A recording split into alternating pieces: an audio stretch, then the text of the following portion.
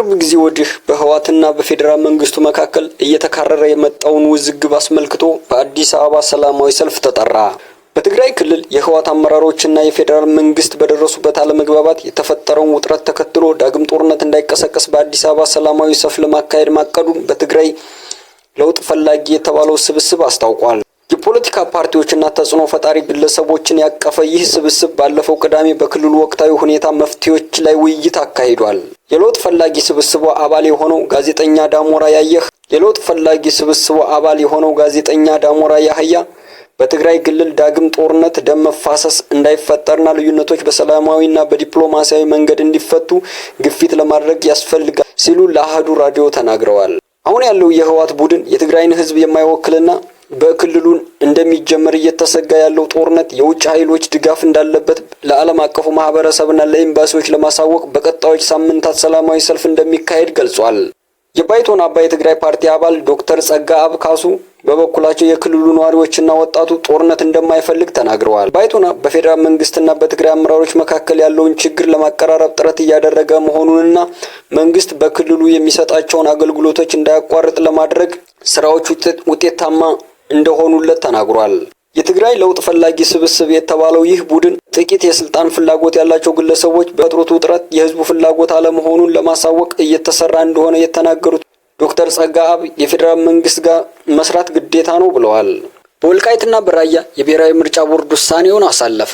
የኢትዮጵያ ብሔራዊ ምርጫ ቦርድ በአማራና በትግራይ ክልሎች የይገባኛል ጥያቄ የሚነሳባቸውን አካባቢዎች በተመለከተ የሰጠውን ውሳኔ ዛሬ በመግለጫው አሳውቋል። ቦርዱ በሰባተኛው ጠቅላላ ምርጫ የጊዜ ሰሌዳ ላይ በተመለከተው መሰረት ጥር 22 ቀን 2018 ዓ.ም የመራጮች ምዝገባ ለማካሄድ እየተዘጋጀባቸው ያሉትን የምርጫ ክልሎች ምርጫ ጣቢያዎች ዝርዝር ለህዝብ ይፋ ማድረጉን አስታውሷል። ይህ በእንዲህ እንዳለ ቦርዱ ያወጣውን የምርጫ ክልሎችና ጣቢያዎች ዝርዝር ተከትሎ ጥር 25 ቀን 2018 ዓ.ም የፌዴሬሽን ምክር ቤት ለቦርዱ በጻፈው ደብዳቤ በትግራይና በአማራ ክልላዊ መንግስት መካከል አከራካሪ ሆነው የቆዩ 5 የምርጫ ክልሎችን የይገባኛል ጥያቄው እስኪፈታ ድረስ ውሳኔ አሳልፏል። በዚህም መሰረት የሁመራ፣ የአዲረመጥ፣ የኮረም ወፍላ፣ የጠለምትና የራያ አላማጣ ምርጫ ክልሎች ከትግራይ ክልላዊ መንግስት ውጭ ሆነው ለብቻቸው በቀጥታ ለህዝብ ተወካዮች ምክር ቤት ምርጫ እንዲያደርግ ምክር ቤቱ መወሰኑን ለቦርዱ አሳውቋል። የክልል ምክር ቤት ምርጫውን በተመለከተ በአካባቢዎች ላይ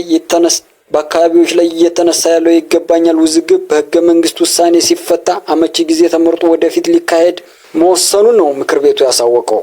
በመሆኑም ቦርዱ በፌዴሬሽን ምክር ቤት ውሳኔ መሰረት ሰባተኛው ጠቅላላ ምርጫ ከላይ በተጠቀሰው አግባብ ለመፈጸም የሚያስችለውን ህግና ስርዓት በመጠበቅ ተግባራዊ እንደሚያደርግ መሆኑን ያሳወቀው። ስጋቱም ውጥረቱም ትኩሳቱም ጨምሯል። በባለፈው ሳምንት ወደ አስመራ ተጉዘው ከፕሬዝዳንት ኢሳያስ አፈወርቂ ጋር የተወያዩት የሳውዲ አረቢያ ምክትል ውጭ ጉዳይ ሚኒስትር በዛሬው ዕለት አዲስ አበባ ገብተዋል ተባለ። ሚኒስትሩ ዛሬ ረፋድ ላይ ከኢትዮጵያ ውጭ ጉዳይ ሚኒስትር ከዶክተር ጌዲዮን ጢሞቴዎስ ጋር መምከራቸው ተሰምቷል። አንድ ወር ባልሞላ ጊዜ ውስጥ በአዲስ አበባና በሪያድ መካከል ውይይት ሲደረግ ይህ ለሶስተኛ ጊዜ ነው ተብሏል። ከ3 ሳምንታት በፊት ዶክተር ጌዲዮን ጢሞቴዎስ ሪያድ ተጉዘው ከጅዳ ሚኒስትሮች ጋር በቀጠናዊ ጉዳዮች ላይ መምከራቸው የሚታወስ ነው። በተመሳሳይ ጊዜ ከአንድ ሳምንት በፊት የሳውዲ የውጭ ጉዳይ ሚኒስትር አዲስ አበባ መጥተው ከጠቅላይ ሚኒስትር አብይ አህመድ ጋር መወያየታቸው ይታወቃል። ዛሬ ደግሞ የሪያድ ምክትል ውጭ ጉዳይ ሚኒስትር አዲስ አበባ ገብተዋል ተብሏል። ይህ ደግሞ የቀጠናው ትኩሳትና ውጥረት ከመቼውም ጊዜ በላይ መጨመሩ የሚያሳይ ነው ተብሏል። የግብፁ ፕሬዝዳንት አብዱልፈታህ አልሲሲ ሳውዲ አረቢያ መግባታቸው ተነገረ። የግብፁ ፕሬዝዳንት አብዱልፈታህ አልሲሲ በዛሬው ዕለት ለይፋዊ ጉብኝት ሪያድ ገብተዋል ተብሏል። ይህ የፕሬዝዳንቱ ጉዞ በሪያድ ቆይታቸው ከመሐመድ ቢን ሰልማን ጋር በቀይ ባህርና በሱዳን ጦርነት ዙሪያ እንደሚወያዩ ተነግሯል። ይህ በእንዲህ እንዳለ የግብፁ ፕሬዝዳንት አብዱልፈታህ አልሲሲና የሳውዲ አረቢያው አልጋ ወራሽ ጠቅላይ ሚኒስትር ልዑል መሐመድ ቢን ሰልማን ጋር መወያየታቸውን ገለጹ። ይህ ውይይት በአልጋ ወራሽ የግል መኖሪያ ቤት በዝግ ውይይት ማድረጋቸውን ተጠናቋል። ሁለቱ ባለስልጣናት በጋዛ በቀጠናው ባለው ውጥረት እና በሌሎች ሁለትዮሽ ጉዳዮች ላይ መነጋገራቸው የተገለጸ ሲሆን ይህ ውይይት በአልጋ ወራሹ የግል መኖሪያ ቤት በዝግ ማድረጋቸውን የተጠቀሰው። በአብዱልፈታህ አልሲሲ ጉብኝት ሁለቱ አገራት የጋራ በሆኑ ቀጠናዊ እና ዓለም አቀፋዊ ግንኙነቶች ዙሪያ የሚያደርጉትን ምክክርና ትብብር ለማጠናከር የረጅም ጊዜ ግንኙነታቸው ማስቀጠል በተመለከተ መነጋገራቸው ተገልጿል። ሁለቱ መሪዎች በቀጠናው ውጥረትና ግጭት እንዳይኖር ለማድረግ ሰላማዊ መፍትሄዎችን ለማምጣት እንዲሁም የአረብ ሀገራትን ትብብር ለማጠናከር እና በውስጥ ጉዳይ ጣልቃ ሳይገባ የሀገራትን ሉዓላዊነት እና የግዛት አንድነት ለማስከበር ስምምነት ላይ መድረሳቸውን ፕሬዚዳንቱ ጽህፈት ቤት አስታውቋል። አሜሪካ በኢራን ላይ ጥቃት ለመፈጸም የተለያዩ አማራጮችን እያጤነች መሆኑ የተገለጸ ባለበት በአሁኑ ሰዓት ኢራን ጥቃት የሚሰነዘርባት ከሆነ ጦርነቱ በሁለቱ ሀገራት መካከል ብቻ እንደማይሆን አስጠነቀቀች። በኢራንና በአሜሪካ መካከል ሶስተኛ ዙር ድርድር ሊካሄድ በተቃረበበት ጊዜ አሜሪካ ከውስን የመጀመሪያ ደረጃ የአየር ጥቃት አንስቶ የመንግስት ለውጥ ለማምጣት ለቀናት የሚዘልቅ የአየር ጥቃት ዘመቻ ለመፈጸም እያሰበች መሆኑ ዎል ስትሪት ጆርናል ዘግቧል። ይህን ተከትሎ ኢራን በአሜሪካ ጥቃት የሚፈጸምባት ከሆነ የሚከተለው ውጤት በሁለቱ ሀገራት ብቻ ላይ ተወስኖ የሚቀር እንዳልሆነ ኢራን አስጠነቀቀች። የኢራን ውጭ ጉዳይ ሚኒስትር ቃል አቀባይ ውስን የሚባል ጥቃት እንደሌለና የትኛውንም አይነት በኢራን ላይ የሚፈጸም ጥቃት ከባድ የሆነ የአጸፋ ምላሽ እንደሚጠብቀው አስጠንቅቀዋል። እየተካሄደ ባለው ድርድር ላይ ኢራን ከአሜሪካ የሚቀርቡላት ቅድመ ሁኔታዎችን እንድትቀበል ለማስገደድ ፕሬዚዳንት ዶናልድ ትራምፕ ውስን ጥቃት ለመፈጸም እያሰቡ መሆናቸው ተዘግቧል። አሜሪካ የትኛውም አይነት ወታደራዊ እርምጃ በኢራን ላይ ብትወስድ አደጋዎች እንዳሉ የአሜሪካ ባለስልጣናት መናገራቸውን ዎል ስትሪት ጆርናል ዘግቧል። ሁሉም አማራጮች አደጋ አላቸው።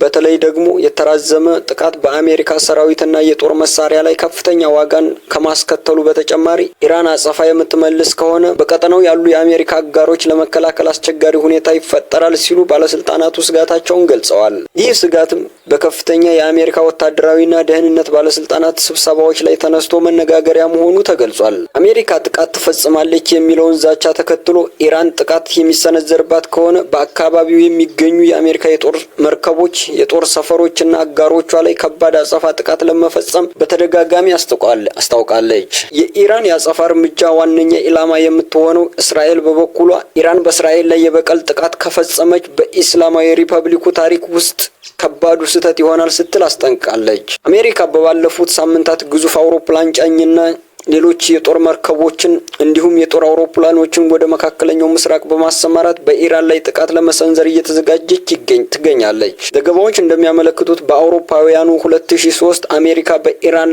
ካካሄደችው ወረራ ወዲህ ከፍተኛውን ወታደራዊ አቅሟን በመካከለኛው ምስራቅ አሰማርታለች ተብሏል። ራስ ገዟ ሶማሌላንድ ለአሜሪካ መደራደሪያ አቀረበች። ሶማሌላንድ ለአሜሪካ የማዕድንና የጦር ሰፈር ለመስጠት የሚያስችል መደራደሪያ አቀረበች።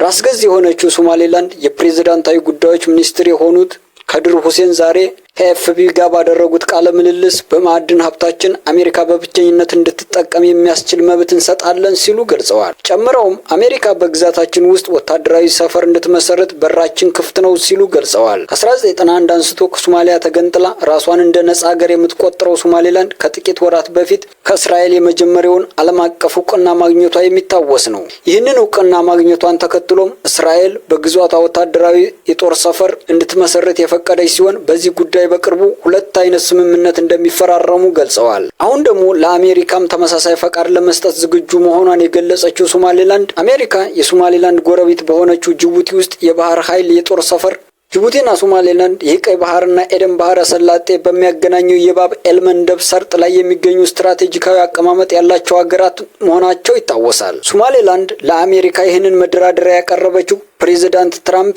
እምቅ ሀብት ካላቸው ሀገራት ጋር ጥብቅ ግንኙነት ለመመስረት ጥረት እያደረጉ ባለበት በዚህ ወቅት መሆኑ ተገልጿል። በቀረበው መተዳደሪያ ፕሬዚዳንት ዶናልድ ትራምፕ ከተስማሙ ለሶማሌላንድ እውቅና መስጠት ይጠበቅባቸዋልም ተብሏል። ይህ በእንዲህ እንዳለ እስራኤል የሰጠችውን እውቅና በርካታ ሀገራት መቃወማቸው የሚታወስ ነው።